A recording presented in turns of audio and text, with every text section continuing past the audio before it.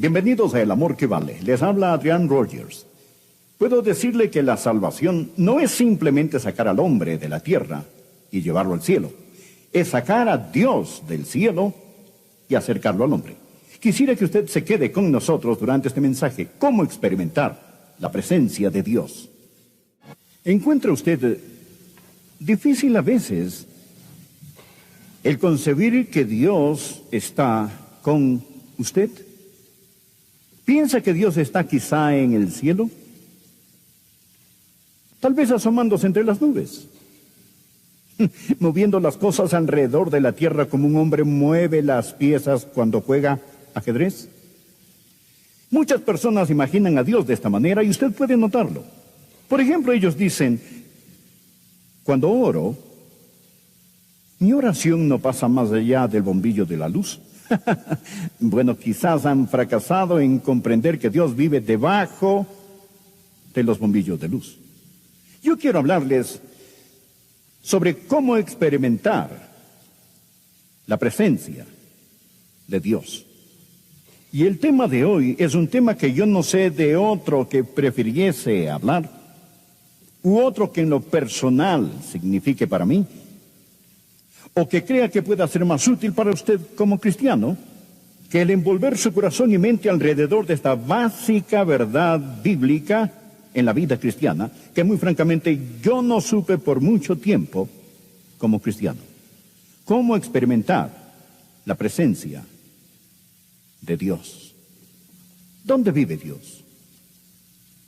Lo que quiero decir es, si desea escribirle una carta, ¿sabe usted la dirección? ¿Tiene el apartado postal? ¿Vive Dios en un edificio como este? Nosotros llamamos a esto la casa de Dios. ¿Es esta la casa de Dios? Por favor, miren el versículo 47.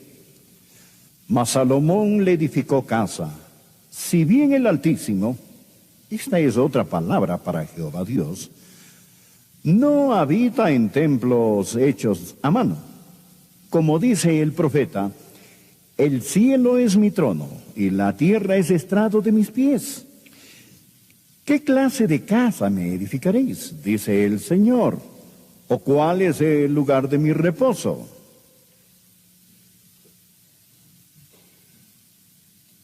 ¿Dónde en la tierra vive Dios? Tal vez le sorprenda saber al tomar este libro, la Biblia, y estudiarlo, que vamos a encontrar que Dios ha vivido en una serie de casas.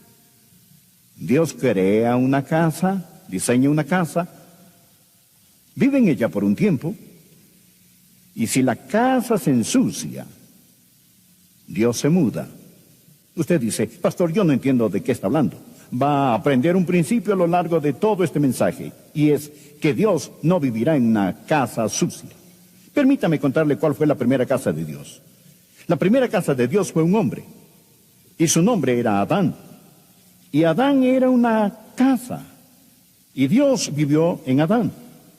En Génesis capítulo 2 y versículo 7, la Biblia dice, entonces Dios modeló al hombre de arcilla del suelo, y sopló en su nariz aliento de vida. Y fue el hombre un ser viviente. Esto es en Génesis 2 y versículo 7. Y ahí ve usted la primera casa, y Dios diseñó esta primera casa. Ahora, Adán fue un diseño de casa.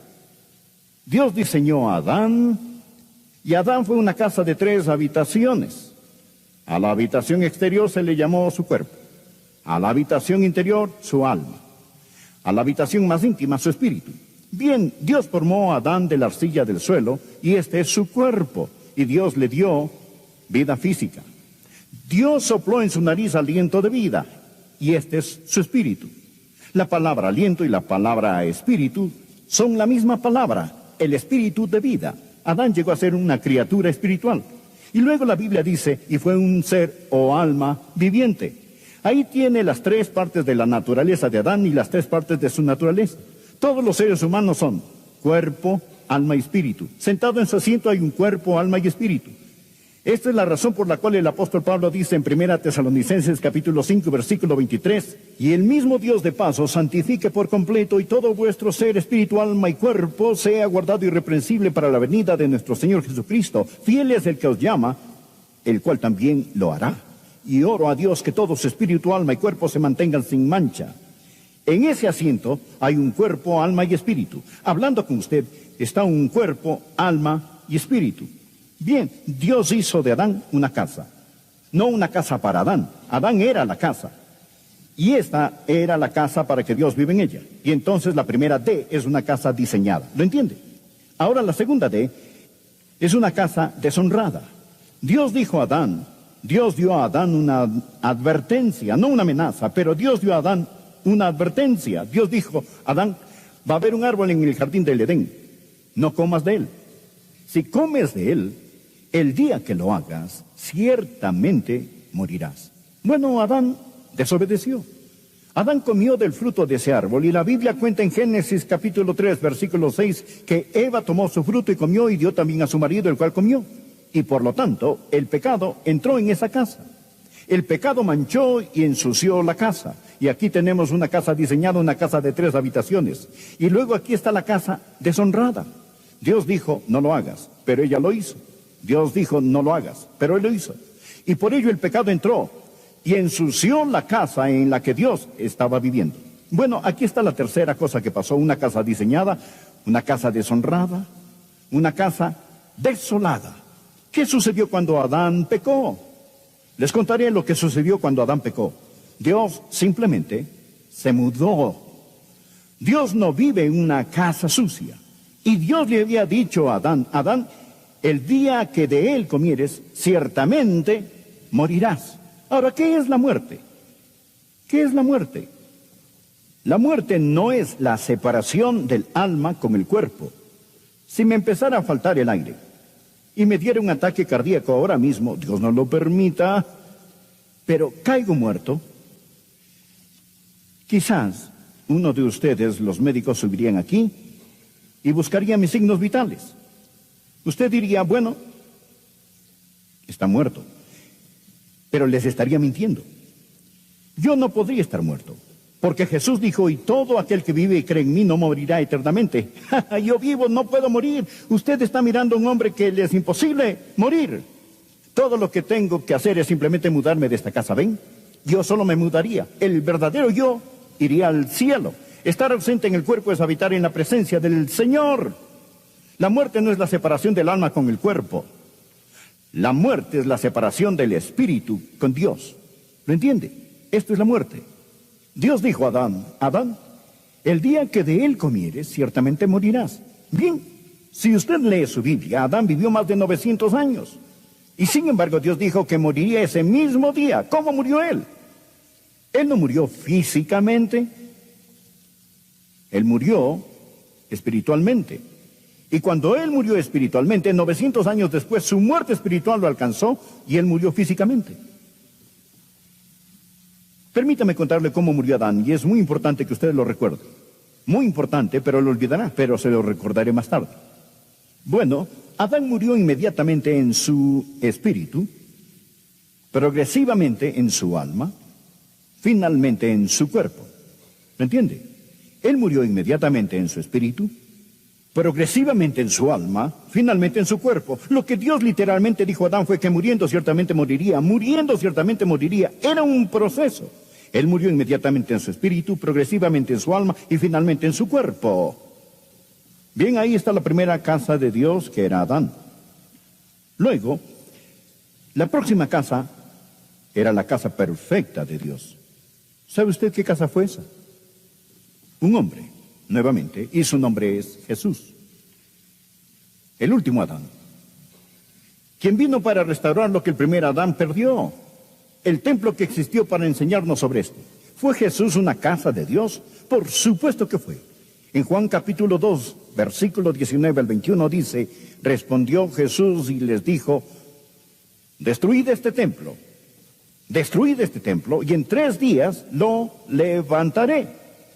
Dijeron entonces los judíos, en 46 años fue edificado este templo, ¿Y tú lo levantarás en 3 días? Luego Juan dijo, pero él se refería al templo de su cuerpo. Jesús dijo, destruid este templo. Él estaba hablando de sí mismo. 3 días lo levantaré. Le dijeron, estás loco, tomó casi 50 años de construir esta cosa. Ellos no comprendieron que Jesús estaba hablando de otro templo, que Jesús mismo era un templo. Y quiero que regresen a las Ds conmigo. Primeramente, una casa diseñada.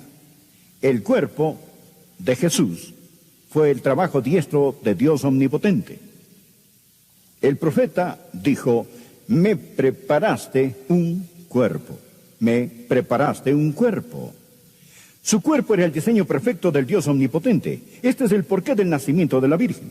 Él nació, fue concebido en la matriz de María.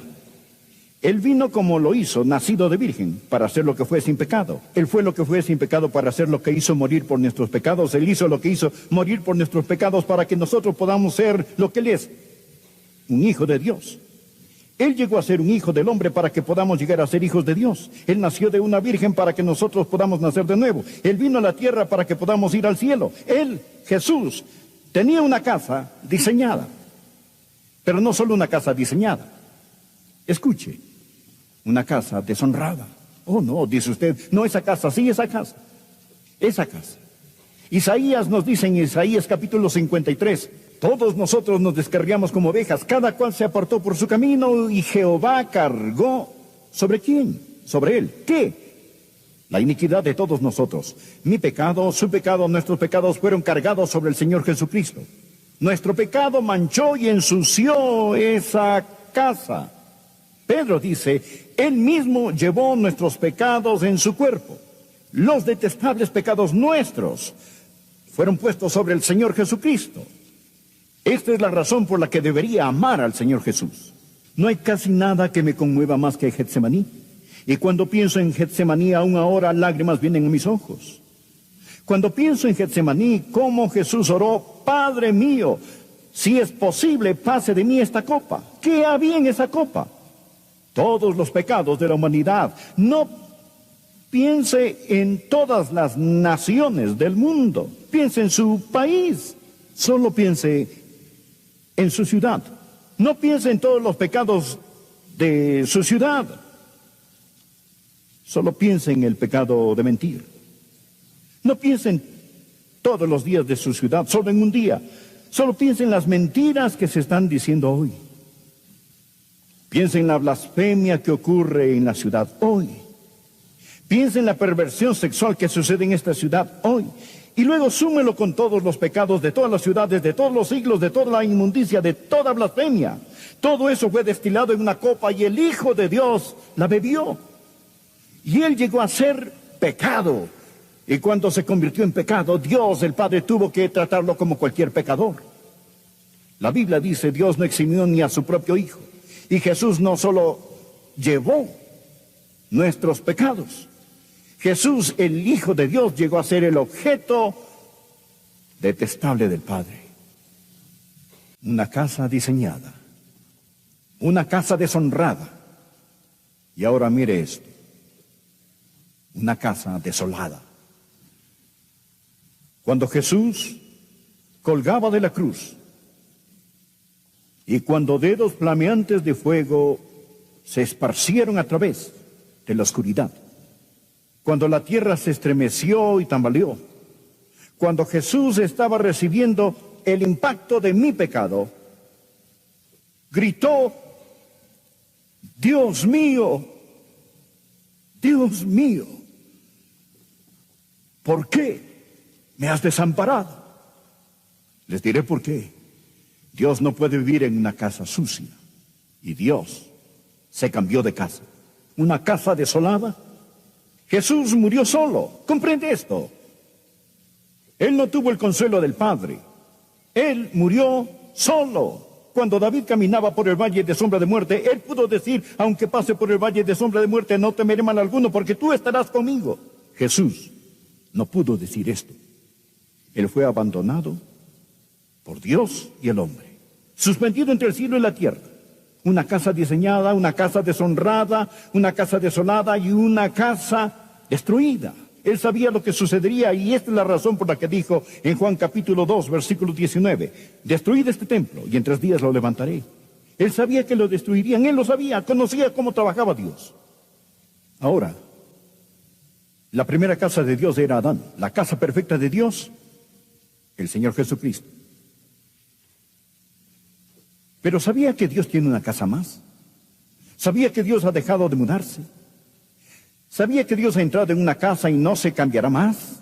Déjeme contarle cuál es la casa perfecta de Dios. Discúlpeme, la casa permanente de Dios. ¿Quiere verla? Simplemente mire, aquí, y ahí, y ahí, y ahí, y ahí, y ahí, y ahí, y ahí, y ahí, y ahí, y ahí.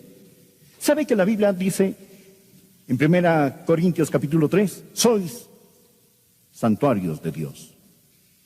1 Corintios 6, 19 dice, ¿o ignoráis que vuestro cuerpo es templo del Espíritu Santo, el cual está en vosotros, el cual tenéis de Dios y que no sois vuestros? Porque habéis sido comprados por precio. Glorificad pues a Dios en vuestro cuerpo y en vuestro espíritu, los cuales son de Dios. Dios ha entrado en nosotros y Dios no se mudará más.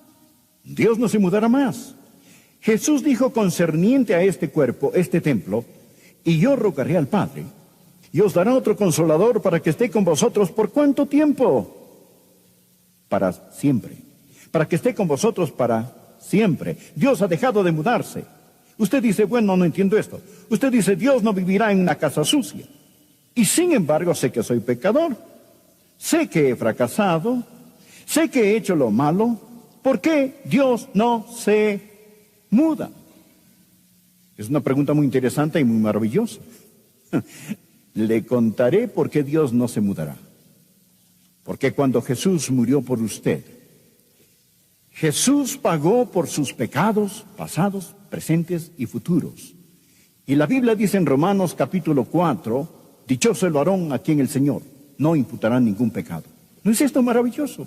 Dios limpiará la casa, pero no se mudará. Oiga, dichoso el varón a quien el Señor no imputará ningún pecado. El pecado por el cual Jesús murió nunca será cargado a su cuenta si usted recibe a Cristo como su Salvador y Señor personal. Simplemente no puede hacerlo, Él no lo hará, Él no pondrá ese pecado en su cuenta. La Biblia habla de los espíritus de los hombres hechos perfectos. Permítame que les hable de eso. Rápidamente quiero darle algunas lecciones. Y deseo que estas lecciones lleguen a lo más profundo de su corazón. Primero que todo hay una lección concerniente a la salvación. Escuche cuidadosamente. ¿Qué es la salvación?